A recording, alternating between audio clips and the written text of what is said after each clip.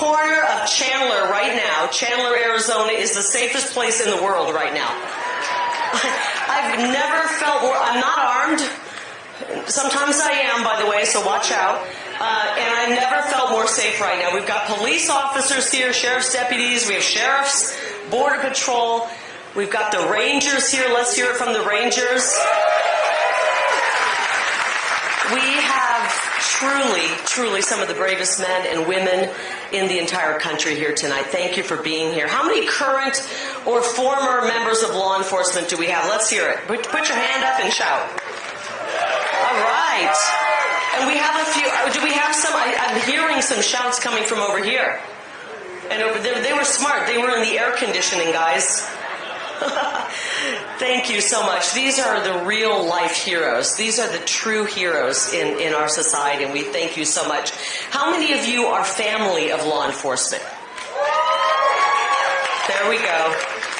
I actually want to look at you guys because I know I can't even imagine the worry. I want to take a moment to thank the folks who know and love somebody in law enforcement. Whether it's your husband, your wife, your child, your mom, maybe it's your dad or your brother or sister, you worry every single day, and every single time your loved one goes out to work, you have to worry and wonder what kind of sacrifice they'll make. And you thank God every night they come home, every shift they come home from. So I want to let you know that we are praying for you as well. You're in our hearts as well. And when they do come home, do you breathe a little sigh of relief? Right? When your husband comes home, when your brother comes home, you just say, especially in the world we're living in now, which is so dangerous, you just breathe a sigh of relief and then you can finally sleep again. Unfortunately, though, not everybody gets that sigh of relief. Too often, our communities are struck with immense pain and heartache like we have been when our heroes are fallen in the line of duty. And we lost a member of law enforcement this week. Zane Coolidge was shot in the line of duty. His partner survived. A career criminal took a hero from us. Literally, I hate to say this, but I don't hate to say it. Scum of the earth, who shouldn't even be walking the streets. He should be locked up already. Took a hero from us and nearly took two heroes from us. And we're sick to death of it. We're sick to death of these criminals walking the street, running around, being free out there to shoot at our officers and leave children without a father and leave wives without a husband to raise those children. We're sick and tired of it. We're ready for a big change. How many of you want to lock these criminals up and throw away the key? I do. We just simply lost too many heroes. We never forget them. We never forget their sacrifice. Earlier I mentioned the sacrifice made by the families of law enforcement, and with us tonight is an incredible woman. Her name is Karen Atkinson. Karen, stand up, please. Where are you, Karen? There she is. This amazing woman. This beautiful woman was married to a Phoenix police officer. They had just given birth to their son, Jeremy. And like every other spouse of a member of law enforcement, Karen kissed her husband goodbye and sent him off to work one day. Little did she know that that was the last time she would see him alive. Karen lost her husband. Jeremy, that little baby, lost his father at the hands of an illegal alien drug trafficker. Mark died in the line of duty, and this didn't happen recently, by the way, guys. This happened back in 1999, 25 years ago. I remember that day vividly. I remember covering that story. I remember getting the word that we had an officer down, and we rushed to the news set to cover the story, not realizing all of the details behind it. 25 years ago. And we're still facing this problem today. One of Phoenix's finest was taken away from us by somebody that should have never been in this country in the first place. Never been here. Karen, I know that nothing can ever fill the void that Mark left behind, but you have my word that when I'm in the United States Senate, I will do everything in my power to secure that border and make sure every criminal, illegal alien is either locked up or kicked the hell out of this country.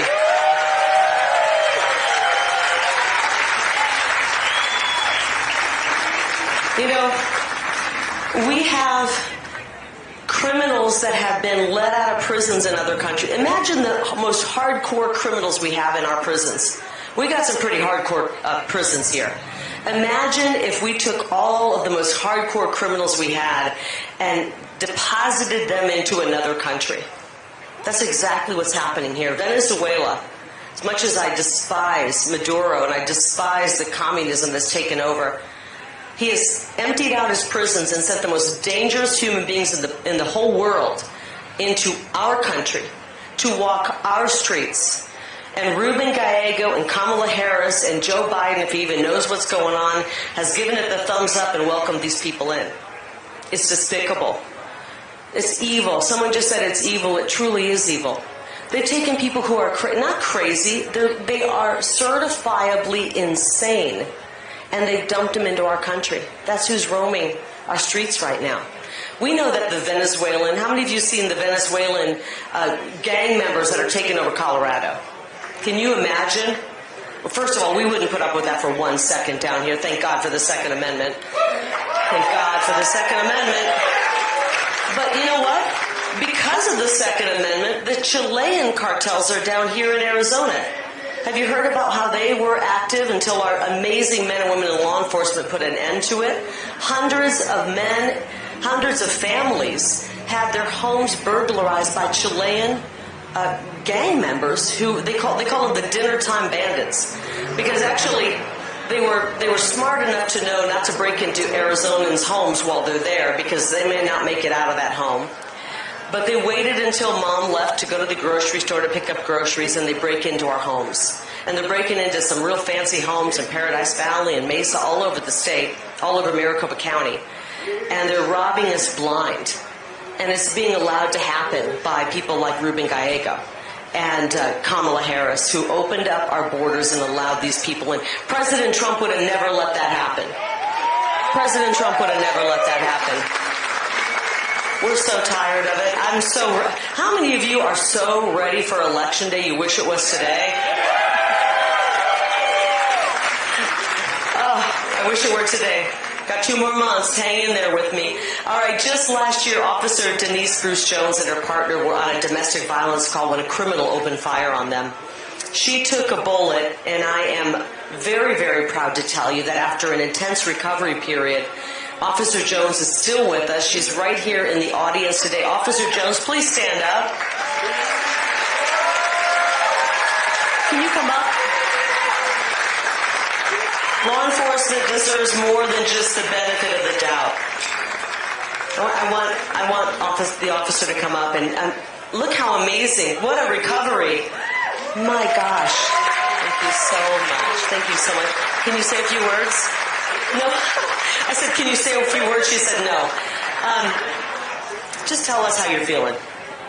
Much better than when it happened, that's for sure. The streets are dangerous out there, aren't they? Yes. Are they getting safer with the wide open border? No, especially with reduced law enforcement. Our numbers are being depleted, so it's not helping. Who would want to join law enforcement right now when we have political leaders saying, let's defund the police? Why would somebody want to jump into that? I'm going to tell you, starting in January 25, we are going to fully fund the police. And we're going to fully staff the police. Thank you so much. We're so happy that you have recovered. Thank you. We're blessed to have you, Officer Jones. Thank you so much.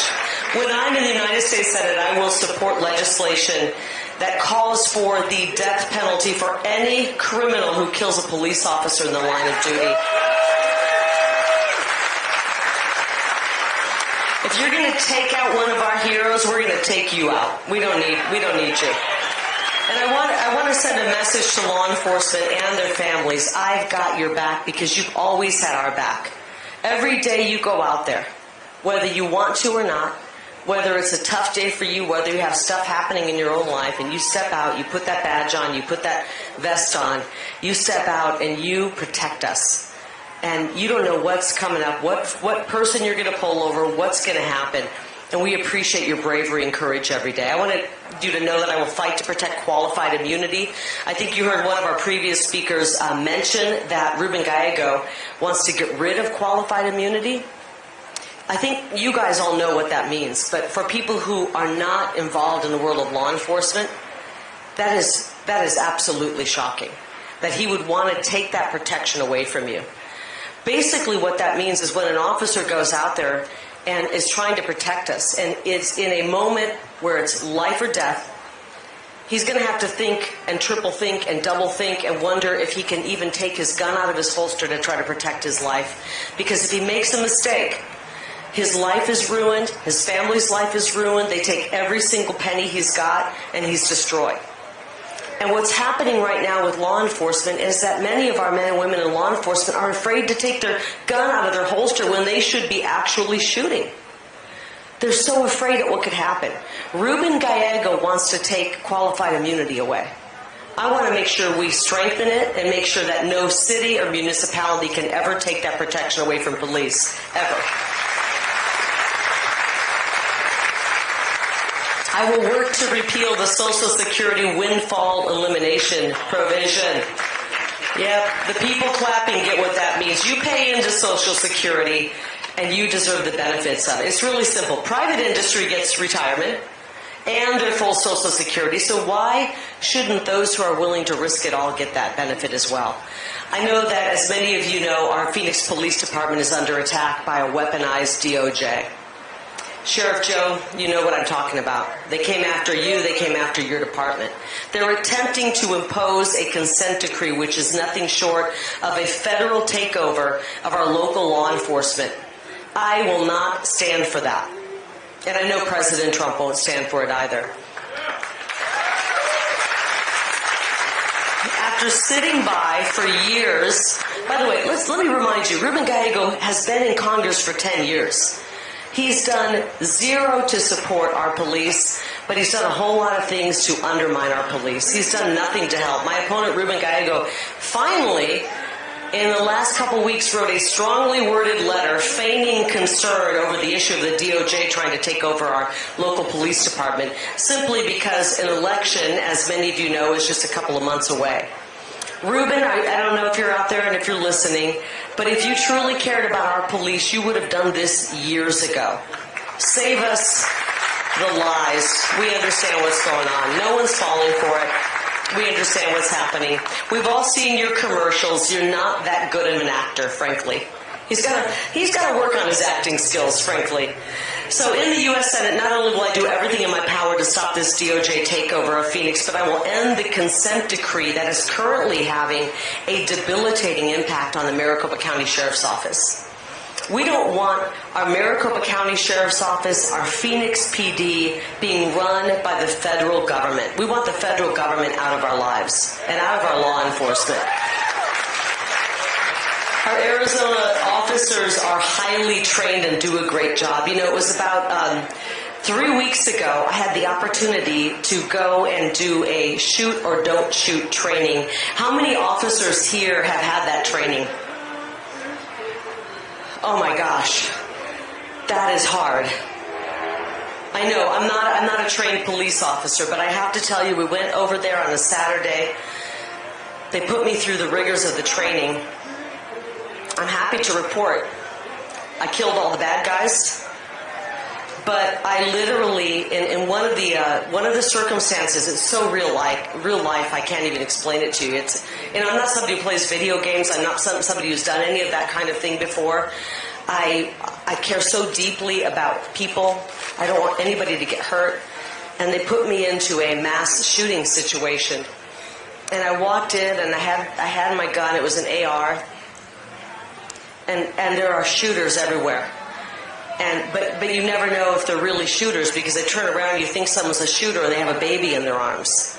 And you realize, or they turn around and they've got a hostage in their arms. And you realize, and it's split second. There's not even time to react. You're ready to shoot somebody, and then you realize that's not a gun, that's a baby. And you could so easily make a mistake. I finished the training. I was shaking. I was crying. And the trainer said, "Oh my gosh, you actually did a really good job." I said, "Well, I don't think I'd be a good cop. They call me the crying cop, because I'd be crying every day." What you guys have to deal with every day this split-second decisions. What I realized is I love our law enforcement so much, I never thought my love and appreciation could grow. It grew tenfold that day. My husband and I have talked about it. He actually took video of me. I said, can we please get rid of that video, because I don't want anybody to see me crying as I'm trying to go through this, this training. It didn't look very, very strong, but it's so intense what our men and women in law enforcement go through every day. And then I was reminded as I came out of that after a situation like that, a mass shooting, a very traumatic situation, they don't get time to get good with their feelings. They have to sit there and immediately start doing interviews, filling out paperwork, and doing the additional work that law enforcement has to do. We cannot possibly appreciate these men and women enough. However much you love them, we can't love them enough. We got to love them even more. They need our support. It's intense. So, lastly, I will make sure that our law enforcement agencies have the equipment that is equal to the threat of the criminals and suspects that they're facing. You know what? These people that were these criminals on the streets, many of them are now associated with the cartels. It's really, really bad out there. These guys aren't just street level criminals. These are hardcore criminals. I want our officers and their families to know that I will do everything I can to ensure that they have every bit of equipment that they need and they're prepared for the fight that is on the streets. I want them to return home every night. Some of you might remember my days in the news media. Sheriff Joe was just talking to me and remembering about when I covered him at Tent City. Boy, we need Tent City, don't we? He said there was always an opening. There was always an opening. There was always room at Tent City. If you're going to commit a crime, we're never going to turn a criminal away. We're going to lock them up. And we need somebody who's tough on crime. I spent about 30 years reporting the news as a fair and honest journalist. I did a lot of reporting on the helpers. I got to talk to so many brave men and women in law enforcement over the years, covering stories of the crimes that they helped uncover, that they helped to investigate, and that were solved by their bravery.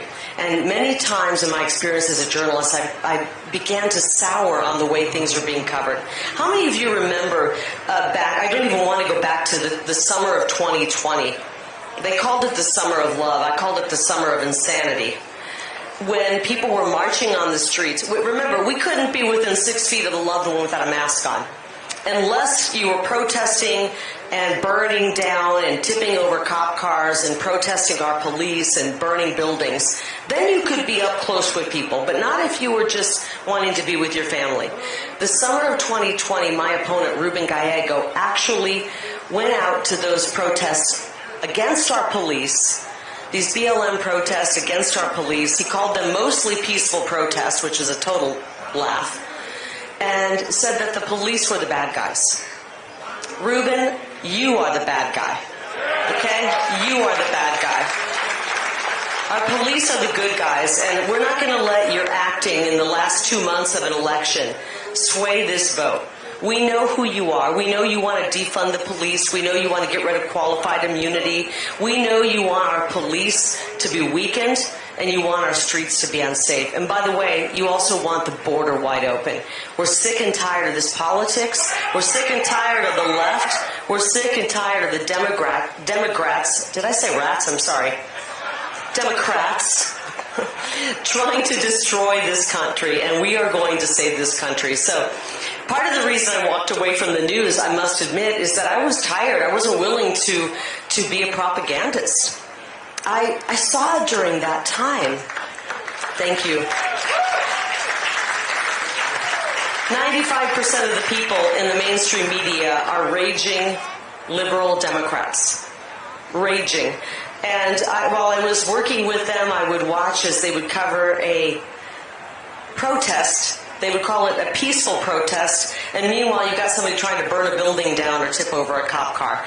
That didn't make sense to me, and I was sick of watching that. I was not willing to lie to the people of this state, so I stepped away. I wasn't willing to rip and tear down our police force as they were being attacked on the streets. So for every story, I know this, for every story of a bad cop, there's a million stories of a good cop.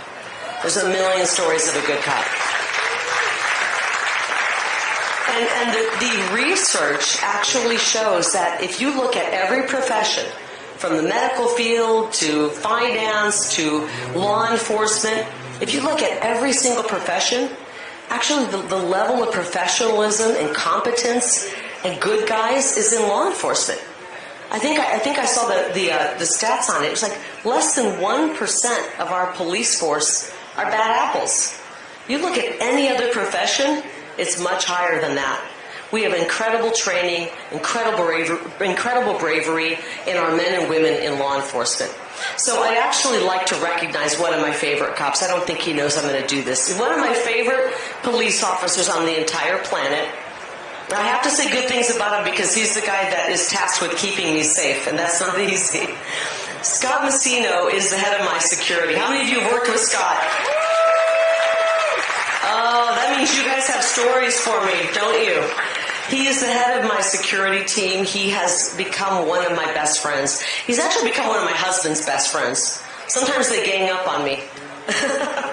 And sometimes I criticize him my backseat drive when I'm in the car with him, which he doesn't mind. He's actually a good driver. Scott, would you mind coming up here? This is a hero right here. I love this man. Scott Messino. Do you mind saying a few words? Okay, wait. Say a few words, but let's keep it cool. I won't make you leave here in a few minutes. Wow, I was not expecting this at all. I had to take my earpiece out. The other guys I'm working with are giving me a hard time right now because what I do, we do behind the scenes, and we don't get up in front of the stage. And I'll tell you, it's a lot different standing off the side than it is standing in front of the mic. As Kari said, my name is Scott Messino. I'm a 32-year law enforcement officer. I started with Phoenix PD. Thank you. I did 27 years with Phoenix PD. Then I was on President Trump's personal security detail when he was running in 2016. Thank you. Thank you. And then I was a federal agent at NASA.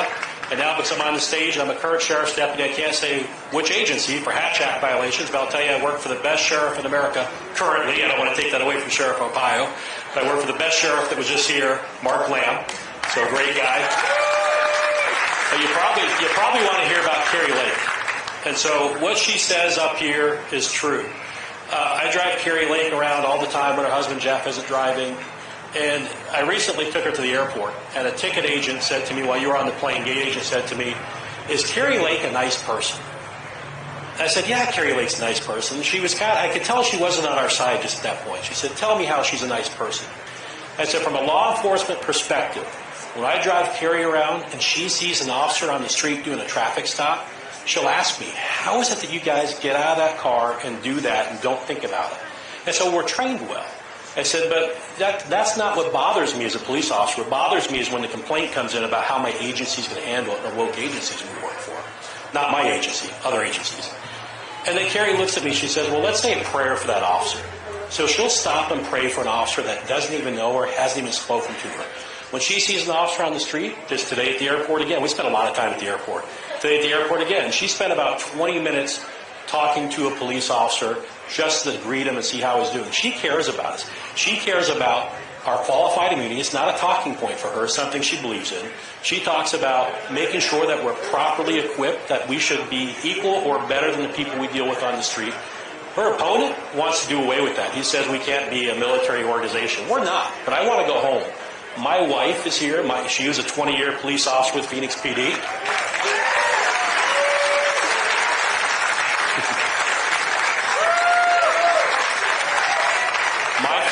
Was a 20-year Phoenix police detective. My son was an MP in the Marine Corps. My uncle was a Phoenix police officer, so I have a story much like my good friend Tom Homan. We come from a long line of police officers. 80 years we've served in this state. And I was telling this ticket agent that. And just then, I got a text message from Kari sitting on the plane. And she said, "Scotty, I want to thank you for all that you do for us. I want to thank you for putting your life out there for us, and we love you." What boss does that? Who sends you a message, thank you for that? She means that for all lives. I'll wrap up because I've never been the closing act for Kari, the opening act for Rob Schneider, so I'll wrap up here in a second. I do have a question for you. Do you guys want a senator that wants to do away with our qualified immunity? Do you want a senator that marches with BLM and defund the police? Do you want a senator that says the bad guys are the ones behind the badge? And that's a quote. Do you want that person? I'm asking you tonight to go home, reach out to your friends, your neighbors, your family members. This is the only way we're going to get this done. She's ahead. She's going to win. But we need a landslide.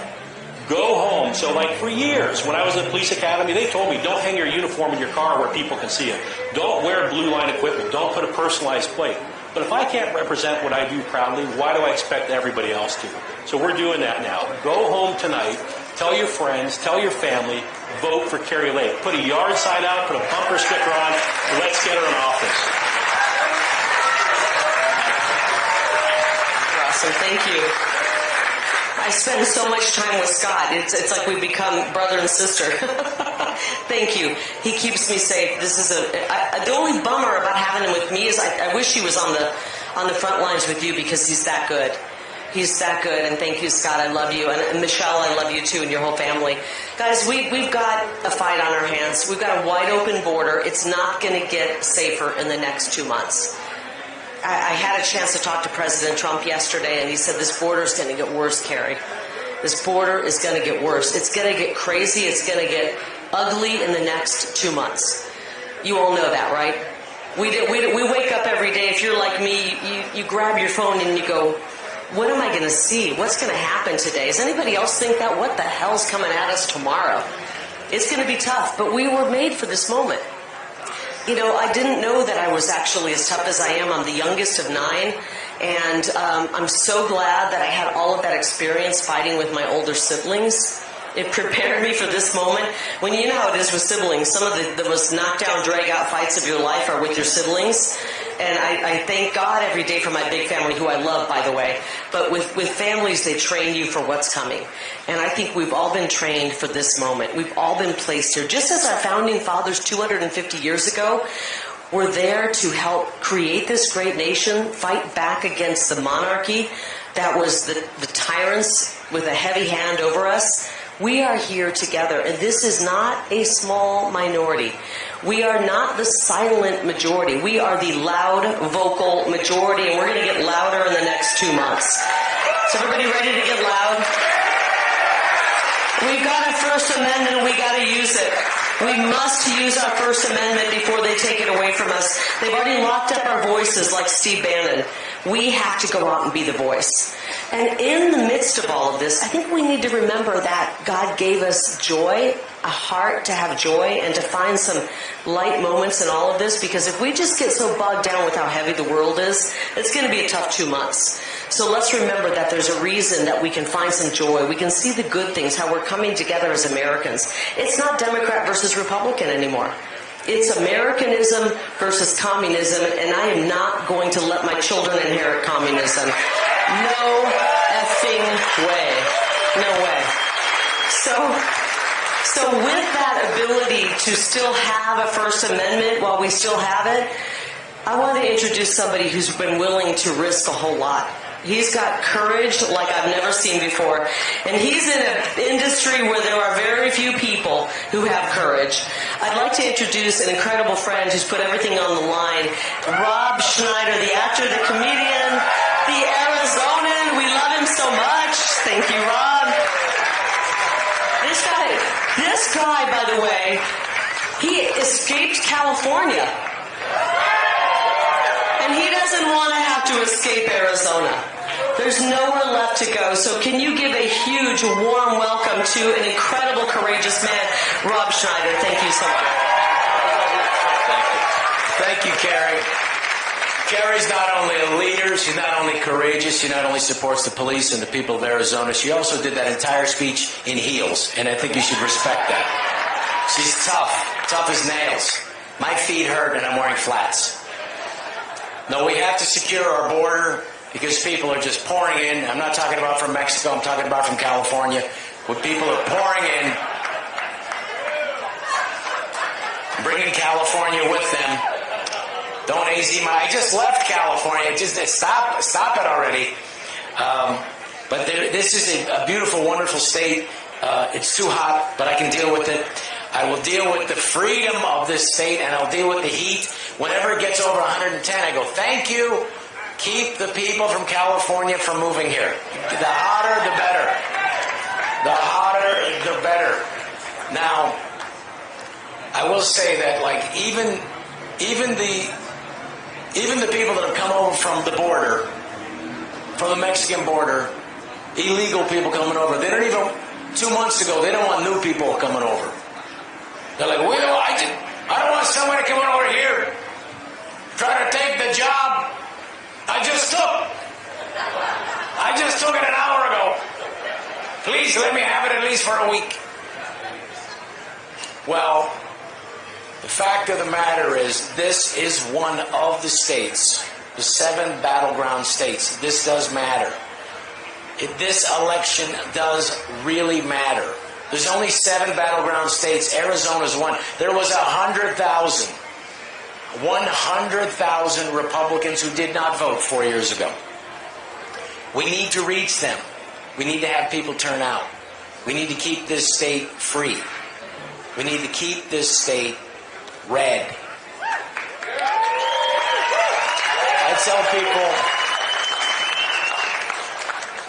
I tell people like, you know, who get wrapped up in this Republican and Democrat thing, I tell them all the time, I say, look, Americans, it's not conservative anymore. It's just, I mean, liberalism, traditional liberalism, you know, free speech, women's rights, gay rights. You want to have the right to citizens voting, not illegal people voting. You want to have public schools where the parents can decide what is taught in schools. This is traditional liberalism. And now you have, it's painted, there's either crazy liberals or liberals that make sense.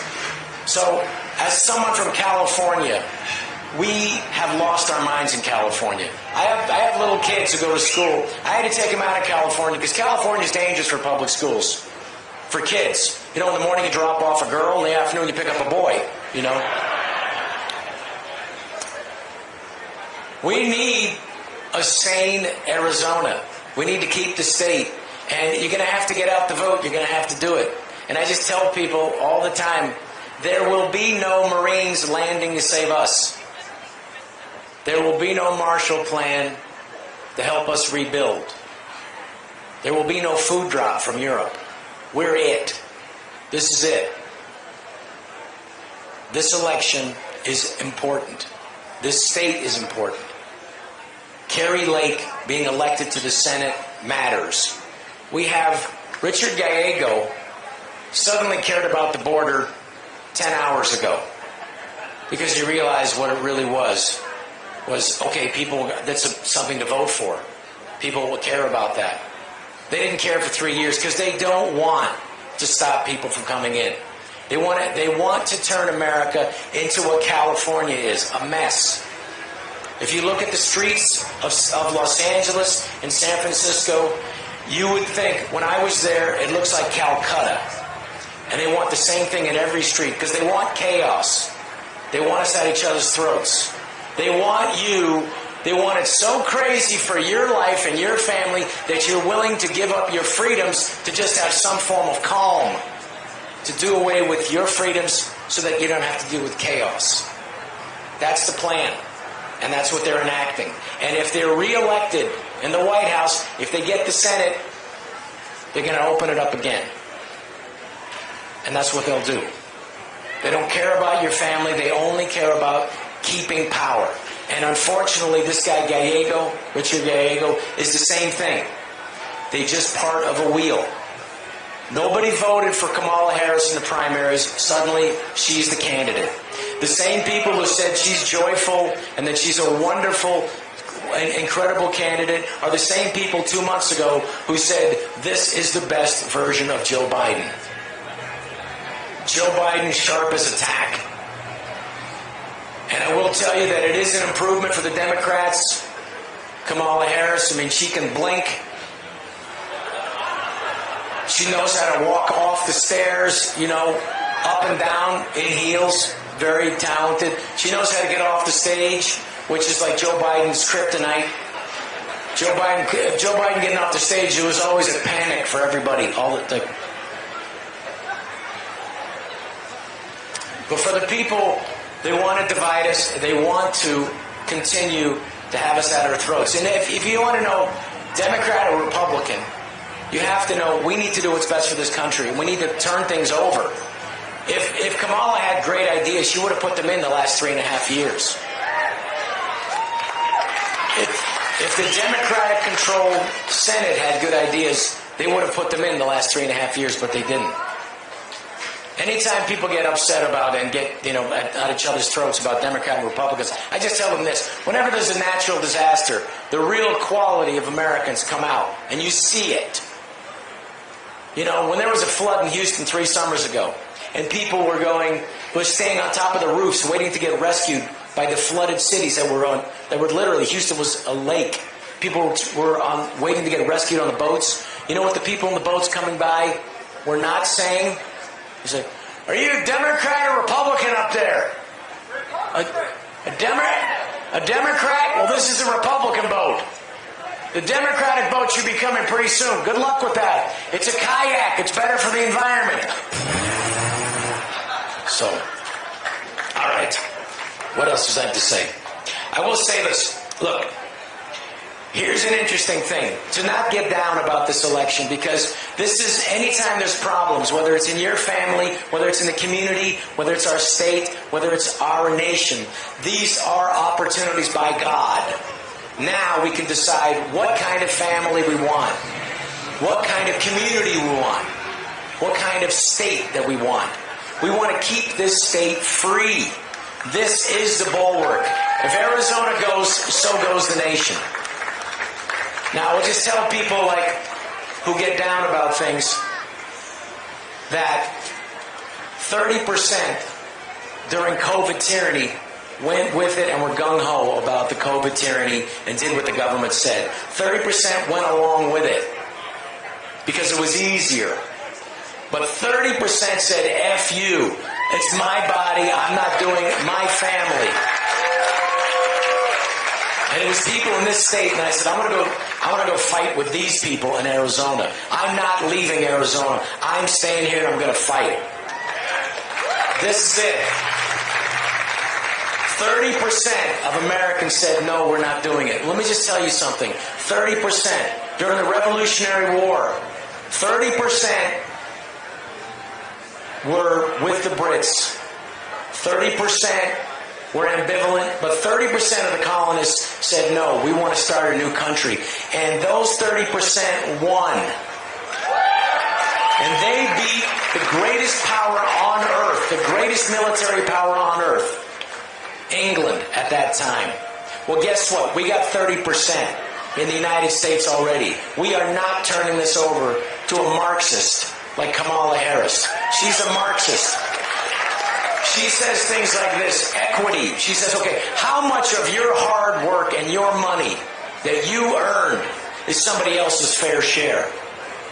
Your money, you keep it. The inflation, the 26% inflation that the Biden-Harris administration caused is theft. It is an unfair taxation on your families. And you all feel it. I felt it myself filling up gas on the way over here. And by the way, Chandler's got an amazing steakhouse right here, DC Steakhouse. They've got an amazing Indian food place too called Fargiga. I don't know what it is, but I know it's something very close to that. So, look, this is a great state. There are great people here. All along this state, I meet wonderful people. It is a beautiful state. I'm sorry that stupid golf tournament's going to start up, which is going to screw up traffic. I hate that. And I don't know who decided that construction should happen on every freeway all at the same time. I don't know who decided that. But I'm still willing to take it. I don't know why my wife has a flat tire every 3 weeks? I don't understand. I think the tire companies just walk around and throw nails out the windows at night on the roads. But this is a great, beautiful state with wonderful people. And this state is worth fighting for. And let me tell you, Kari Lake, when they attack you, when they viciously attack you, it's because God bless you, Kari, because you stand for something. You stand for the people of this state. Richard Gallego, they don't attack him because he's just a cog in the wheel. He will do whatever they tell him to do because all they want is to continue power. And they want to continue to degrade this country so that they never lose power again. Like Elon Musk said last week, this may be the last chance we get. This may be it, because if they keep flooding the cities like they want to do and busing people to Florida and busing them to different red states, which they do, flying them on your tax dollars, if they can do that for another 2 years, another 4 years, we're going to all be in a horrible place. This is the final stand. Arizona will decide the election. Talk to your friends, talk to your neighbors, and come from a place of love. The one thing they don't have, the one thing the Democrats, they don't have, there's no fire, there's no real joy behind that. They don't have what we have. We love our country. We love this state. We love our family. We love our children. We know that this is a country indivisible under God for liberty and justice for all. Now go out there, vote for Kari Lake. God bless you. God bless this country. Thank you very much. Thank you, Patriot. Rob Schneider, thank you so much. Thank you to everybody who came out. Let's have a great night. Let's work hard the next 2 months. This is critical. Chase ballots, TP action. You can do it. Vote for Kari Lake. Love you. Go out there and chase ballots, tpaction.com. If you want to do something besides just vote, go chase ballots. We got a whole month. We vote for a whole month here. We got to get out and chase those ballots. We got something we can all do. And we've got to make sure that we get every friend to vote. No one sits this one out. It is a crime to sit this election out. There's too much on the line. I'm going to wrap it with this. Someday we're all going to be older than we are right now.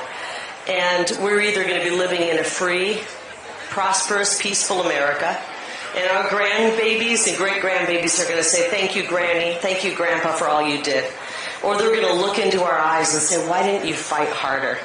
And I don't want our excuse to be, it got hard. It got tough. They tried to cancel me. I didn't want to spend the money. We have to put every damn thing on the line in the next 2 months to save this country. I know you're going to do it. Let's go out and save Arizona. Thank you so much. God bless every one of you. God bless State 48.